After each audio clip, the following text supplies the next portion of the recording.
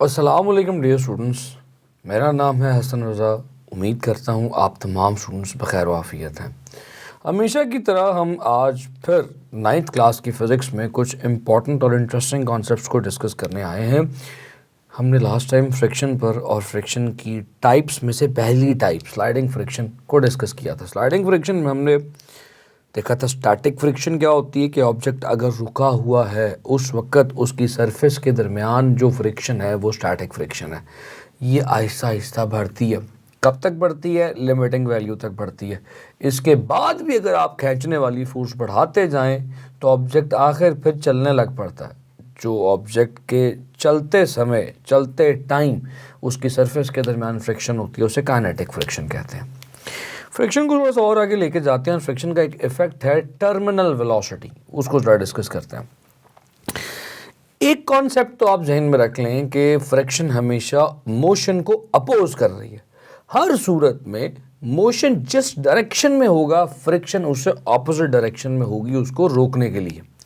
एक कॉमन मिसाल देता हूँ कि जब आप अपनी बाइक को किसी सड़क पर तेज़ चला रहे होते हैं तो बाइक तो आगे जा रही है, आपका मोशन फॉरवर्ड है, लेकिन आप देखते हैं कि हवा का दबाव, हवा का प्रेशर, जिसे हम क्या कहते हैं, एयर फ्रिक्शन, ऑपोजिट साइड पे आपके कपड़े, अगर आपने टाई लगाई हुई है तो वो पीछे की तरफ, अगर एक बुजुर्ग बाइक चला रहे हैं जिनकी दाढ़ी है तो आप देखते हैं दाढ़ी भी पीछे की तरफ, शर्ट है तो वो भी पीछे की तरफ उड़ रही होती है। ये इस बात का सबूत है कि फ्रिक्शन आपके मोशन को अपोज कर रही है। तो ये तो कॉन्सेप्ट हमें समझ में आ गया कि friction is always opposite to the direction of motion. Terminal velocity क्या है? आपको याद है मैंने आपको प्रीवियस चैप्टर में जहाँ पे मैंने motion under gravity free fall पढ़ाया था, तब मैंने कहा था कि आज से 400 साल पहले गैलीलियो ने यह बताया है कि हमेशा जब भी एक ऑब्जेक्ट किसी हाइट से नीचे फेंका जाता है उस ऑब्जेक्ट पे constant acceleration due to gravity exert होती है। मैंने इस ऑब्जेक्ट को किसी हाफ हाइट से नीचे फेंका, इसके ऊपर लगने वाली एक्सेलरेशन कांस्टेंट है, इक्वल्स टू 9.8 वैल्यू एग्जैक्ट है। वैसे हमने उसकी वैल्यू क्या पढ़ी थी? 10 मीटर्स पर सेकंड स्क्वायर। कांस्टेंट एक्सेलरेशन से नीचे गिरेगा। याद है आपको? ये वाली वैल्यू हमने डिस्कस की थी। हमने कहा था कि अगर हम हवा को ख़त्म करते हैं, हवा के पास क्या है? फ्रिक्शन। एयर को ख़त्म करते हैं तब हम एक छोटा सा पंख या एक बड़ा पत्थर क्यों ना नीचे फेंके, दोनों सेम स्पीड पर सेम टाइम पर ज़मीन पर आकर टकराएंगे। क्यों? क्योंकि दोनों पर लगने वाली एक्सेलरेशन सेम है। लेकिन क्या हवा की मौजूदगी में भी ऐसा होता है? क्या एयर की प्रेजेंस में भी दोनों ऑब्जेक्ट से इकट्ठे गिरेंगे? इमेजिन करें कि आप एक बड़े पत्थर को और एक छोटे से पेपर को नीचे फेंक रहे हैं। मेरे हाथ में एक पेपर है, अगर मैं एक पत्थर को नीचे फेंकूं तो पत्थर का मोशन कैसा होगा? स्ट्रेट और तेज। अगर मैं इस पेपर को नीचे फेंकूं, स्टूडियो के अंदर है ना करना, इट्स प्रीटी स्लो। ये उस पत्थर की तरह स्पीड से नीचे नहीं आ रहा, इसकी नीचे गिरने की रफ्तार काफ़ी कम है। इसके नीचे गिरने की रफ्तार क्यों कम है? क्योंकि इस पर जब ऑब्जेक्ट नीचे गिरता है हवा की मौजूदगी में तो ऑब्जेक्ट पर लगने वाली फोर्स, वेट की फोर्स नीचे, ऑब्जेक्ट की डायरेक्शन ऑफ मोशन तो नीचे है, लेकिन हवा की वजह से इस पर लगने वाली फ्रिक्शन की फोर्स, उसको ड्रैग फोर्स भी कहते हैं, एयर रेजिस्टेंस भी कहते हैं, हवा की फ्रिक्शन भी कहते हैं, वो ऑपोजिट डायरेक्शन में है, वो इसको स्लो डाउन करेगी। तो इसी वजह से पेपर की रफ्तार नीचे गिरने की इस ऑब्जेक्ट से खासी कम होगी। अब मुझे कुछ चीज़ें हैं जो डिटेल में समझ नहीं है, मुझे समझ में नहीं आ रही। आइए थोड़ा सा डिटेल में यहाँ पर आपको समझाता हूँ टर्मिनल वेलोसिटी। अभी तक मैंने आपको क्या समझाया कि ऑब्जेक्ट जब नीचे गिरना शुरू होता है, हवा की मौजूदगी में हवा उस पर एक ऑपोजिट फोर्स एक्सर्ट करता है, उसको ड्रैग फोर्स भी कहते हैं, उसको एयर फ्रिक्शन भी कहते हैं। अब टर्मिनल वेलोसिटी को ज़रा समझना है हमें। चलिए ये समझाता हूँ। सपोज कर लीजिए कि ये सरफेस ऑफ अर्थ है, हमने एक छोटे से ऑब्जेक्ट को ऊपर से नीचे फेंका, इस पर लगने वाली डाउनवर्ड फोर्स का नाम ग्रेविटी है जो कि इसके वेट के इक्वल है। ये फोर्स इसे नीचे लाएगी, नीचे आने पर आहिस्ता आहिस्ता इसकी वेलोसिटी बढ़ेगी। मोटरसाइकिल चलाते हुए आपने एक्सपीरियंस किया होगा, अगर आप तमीज़ से आहिस्ता बाइक चलाएं तो आपके ऊपर पड़ने वाली हवा का प्रेशर, एयर फ्रिक्शन कम होती है। अगर आप बाइक को हैरी पॉटर का झाड़ू समझ लें, उड़ने वाला, तेज़ कर लें, तो आप महसूस करते हैं कि आपके ऊपर पड़ने वाला हवा का प्रेशर भी बढ़ जाता है, यानी रफ्तार के साथ फ्रिक्शन बढ़ती है। तो मैंने क्या बोला, ऑब्जेक्ट गिरना शुरू हुआ, आहिस्ता आहिस्ता ऑब्जेक्ट की रफ्तार बढ़ी, रफ्तार बढ़ने से इस पर लगने वाली ऑपोजिट फ्रिक्शन, एयर फ्रिक्शन भी बढ़ती गई। आहिस्ता आहिस्ता ऑब्जेक्ट तेज होगा, डाउनवर्ड फोर्स की वजह से इस पर लगने वाली फोर्स ऑफ फ्रिक्शन भी आहिस्ता आहिस्ता बढ़ती जाएगी।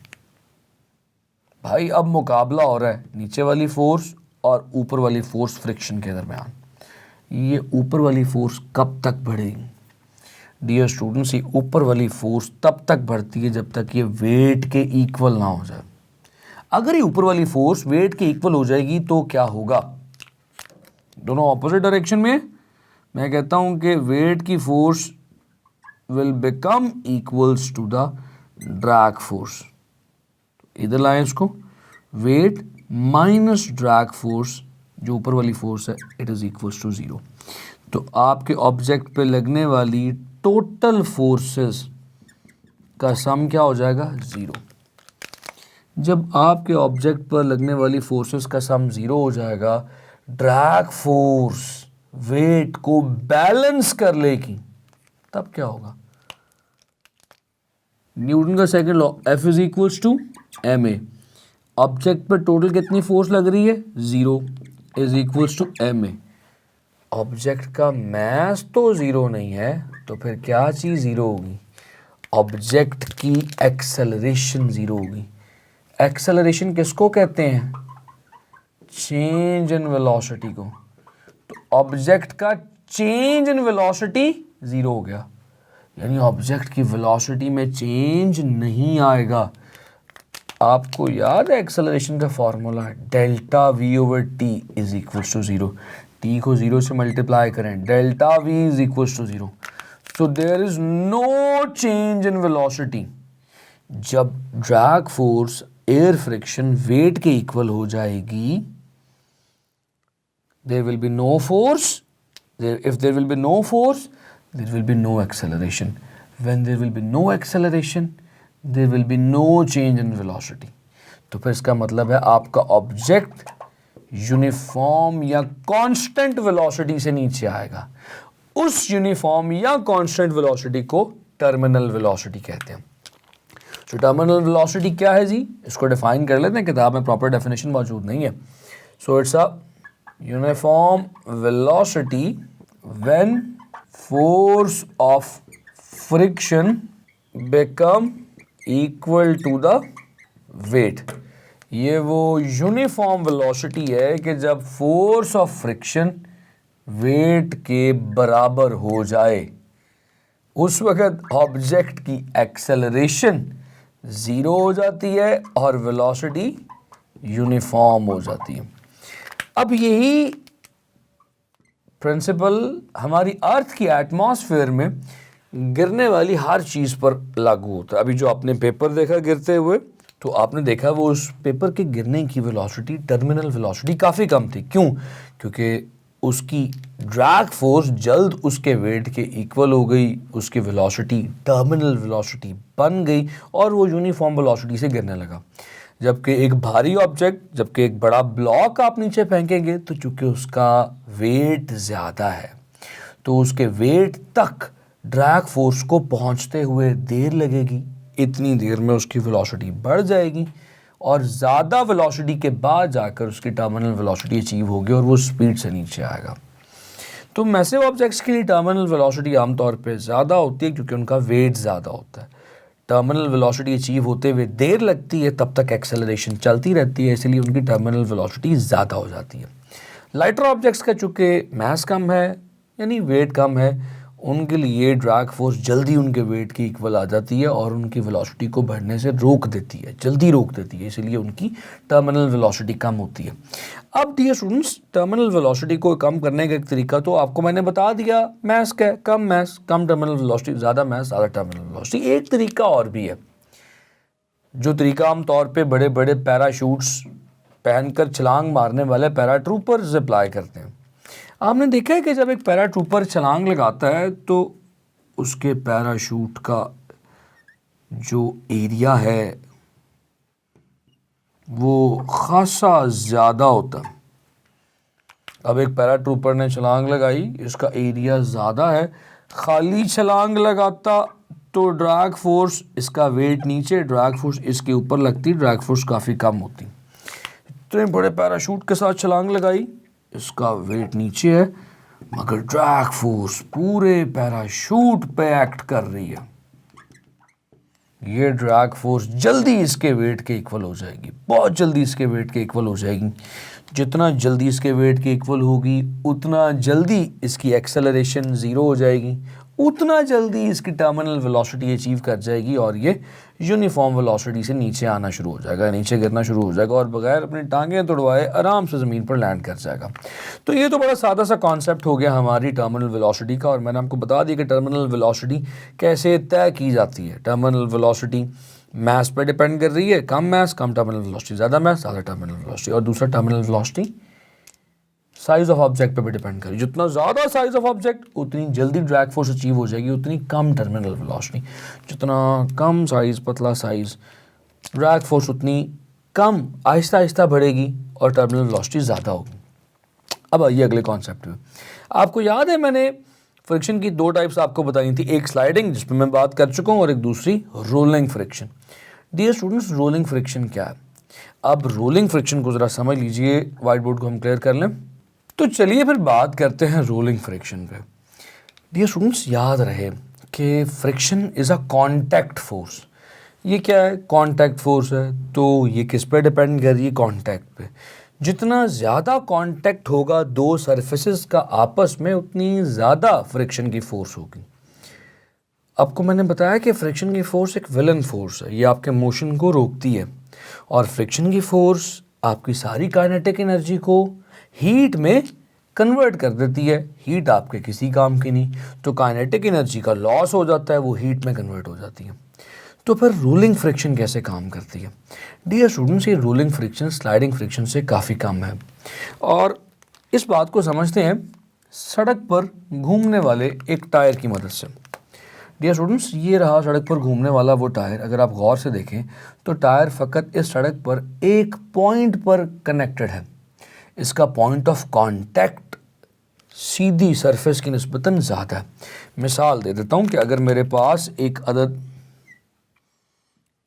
ऑब्जेक्ट हो जो ज़मीन पर पड़ा हुआ है, इसका कांटेक्ट एरिया ज़मीन के साथ बहुत ज़्यादा है। अगर इसी ऑब्जेक्ट को मैं उठाकर टायरों पे खड़ा कर दूं तो अब इसका पॉइंट ऑफ कांटेक्ट ज़मीन के साथ कितना रिड्यूस हो गया। तो डियर स्टूडेंट्स, चूँकि फ्रिक्शन कांटेक्ट फोर्स है, इसमें कांटेक्ट का एरिया ज़्यादा, ऑब्जेक्ट स्लाइड करेगा, फ्रिक्शन बहुत ज़्यादा ज़ोर लगाना पड़ेगा चलाने के लिए। जबकि इसमें point of contact come, area बहुत कम है जो टच में आ रहा है, इसी वजह से फ्रिक्शन काफ़ी कम। इसको आप थोड़े से धक्के की फोर्स से, पुश से भी चला सकते हैं। तो रोलिंग फ्रिक्शन काफ़ी स्लाइडिंग फ्रिक्शन के निस्बतन कम होती है, कहीं कहीं पर तो ये 1000 टाइम्स लेस हो जाया करती है स्लाइडिंग फ्रिक्शन से। हमारी कोशिश ये होती है कि जहाँ जहाँ पर स्लाइडिंग फ्रिक्शन आ रही है उसको रोलिंग फ्रिक्शन में कन्वर्ट करके लॉस ऑफ एनर्जी को काफ़ी कम किया जा सके। इसीलिए तो आपने ये बॉल बेयरिंग्स देखे होंगे। तो डियर स्टूडेंट्स, जब एक ऑब्जेक्ट को दूसरे के ऊपर स्लाइड करवाना हो, स्लाइड करवाने में बहुत ज़्यादा एनर्जी का लॉस होगा, और उसी सरफेस के ऊपर ये बॉल बेयरिंग अगर चढ़ा दिए जाएं, अगर आप बॉल बेयरिंग को देखें तो बॉल बेयरिंग में दो सरफेसेस स्लाइड नहीं कर रही, इन दो सरफेसेस के दरमियान छोटे छोटे से बॉल्स हैं जो रोल होंगे। इन बॉल्स का पॉइंट ऑफ कांटेक्ट सरफेसेस के मुकाबले में बहुत छोटा है, तो इसीलिए इन बॉल बेरिंग्स में स्लाइडिंग फ्रिक्शन रोलिंग फ्रिक्शन में कन्वर्ट हो जाती है और फ्रिक्शन बहुत ज़्यादा कम हो जाती है। यही तो बॉल बेरिंग्स हैं जो कि फ्रिक्शन को रिड्यूस करके एनर्जी लॉसेस को कम करते हैं। तो dear students, this is all about rolling friction. Rolling friction is much preferred as compare to sliding friction. अच्छा, ये तो आपने रोलिंग फ्रिक्शन को समझ लिया और ये भी समझ लिया कि फ्रिक्शन एक बहुत बड़ा विलन है जो कि अच्छी भली एनर्जी को खा जाता है, एनर्जी को लूज़ कर देता है, in the form of heat dissipate कर देता है। तो मैंने कहा कि फ्रिक्शन कभी भी डिज़ायरेबल नहीं है। हमारी हद्दुल इम्कान हमेशा कोशिश होती है कि फ्रिक्शन को लोअर डाउन किया जाए। तो फिर ऐसे कौन से प्रैक्टिकल स्टेप्स हैं जिनको लेकर आप एक फ्रिक्शन को कम कर सकते हैं, रिड्यूस कर सकते हैं? आपने बाइक ठीक करवाई, बाइक ठीक करवा कर आपने पंक्चर जब आप लगवाते हैं तो आप देखते हैं कि हमेशा टायर को फिट करने के टाइम पे, फिक्स करने के टाइम पे वो पंक्चर वाले अंकल अक्सर ग्रीस या ऑयल टायर में लगाया करते हैं। कोई भी टायर का, बाइक का मूविंग पार्ट खोल कर दोबारा फिट किया जाता है तो उसमें ग्रीस लगाई जाती है। ये ग्रीस क्या काम करती है? ऑयल की या लिक्विडी सरफेस की फ्रिक्शन ड्राई सरफेस से हमेशा कम होती है, इसलिए तो आप वेट फ्लोर पे जल्दी स्लिप कर जाते हैं क्योंकि वेट फ्लोर पे फ्रिक्शन कम है। तो इसीलिए पहला तरीका फ्रिक्शन कम करने के लिए आप सरफेस को ग्रीसी या ऑयली कर सकते हैं, तिलक जाती है सरफेस, उससे फ्रिक्शन कम हो जाती है। दूसरा, आप स्लाइडिंग फ्रिक्शन को रोलिंग फ्रिक्शन में कन्वर्ट कर सकते हैं बॉल बेरिंग की मदद से। You can convert all of the sliding contacts with the moving contacts like rolling friction using ball bearings. तीसरा, अगर स्लाइडिंग कॉन्टैक्ट कहीं पर है भी तो उस पॉइंट पर हाईली पॉलिश्ड सरफेस हो तो मज़ीद रोलिंग फ्रिक्शन को भी कम किया जा सकता है। मिसाल के तौर पे अगर एक ऑब्जेक्ट ऊबड़ खाबड़ सरफेस पे रोल कर रहा है तो यकीनन ऊबड़ खाबड़ सरफेस की वजह से फ्रिक्शन बढ़ेगी। हाईली पॉलिश्ड सरफेस पे रोल कर रहा है तो फ्रिक्शन बहुत कम हो जाएगी।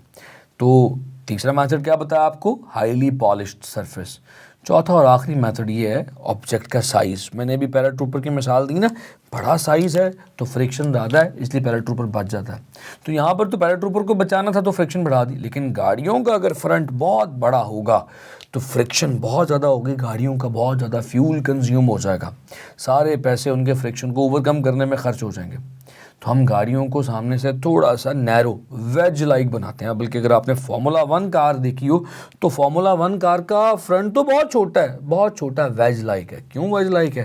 ताकि फ्रिक्शन को मिनिमाइज किया जा सके। ये 4 मेथड्स है। जल्दी से दोबारा बोल देता हूँ। यूज़ ऑयल और grease to reduce friction, convert sliding contacts into rolling contacts to reduce friction. तीसरा, highly polished surface to reduce friction. चौथा, the front of the car, train, bikes, all high speed moving vehicles should be wedge like, ताकि friction को कम से कम किया जा सके। उम्मीद करता हूँ कि ये कॉन्सेप्ट भी आपको क्लियर हुआ। कोई भी सवाल हो तो पूछने में गुरेज ना करें, जवाब दिया जाएगा। See you in the next class. अल्लाह हाफिज़।